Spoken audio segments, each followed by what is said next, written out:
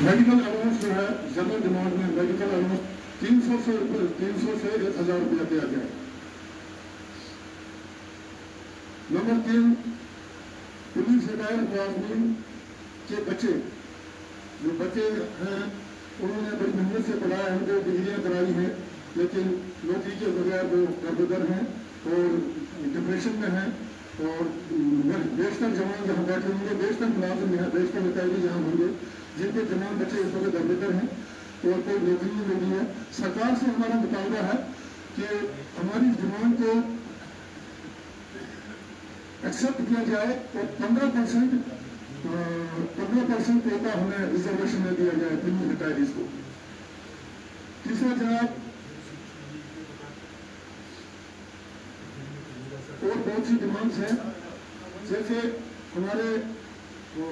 میری personal demand ہے سر، مجھے 3 بار میڈیکل ڈپارٹمنٹ سے سرجری ہوئی ہے، ایک پراسٹیٹ کی سرجری ہوئی ہے،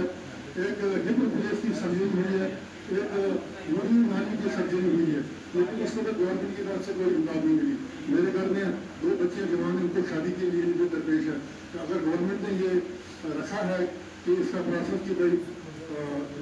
جوان بچوں کے لیے ان کی شادی کے لیے پیسہ دیا جائے، تو جتنی صاحب بن کے بات نہیں کرنی ہے، جتنے بھی صاحبان یہاں بیٹھے ہیں سبھی اپنی اپنی پرابلم بن کرنی ہے۔ صاحبان کو اسی لیے بلایا گیا ہے یہاں پر کہ یہ ہماری ڈیمانڈ سنے، تو یہ ہماری ضرور ڈیمانڈ میں آتی ہے سر، یہ 15% ہمیں ریزرویشن کوٹا ملنا چاہیے، اور ہمارا 300 روپے سے بڑھ کر 1000 روپیہ ہمارا یہ کیا نام ہے میڈیکل الاؤنس ملنا چاہیے۔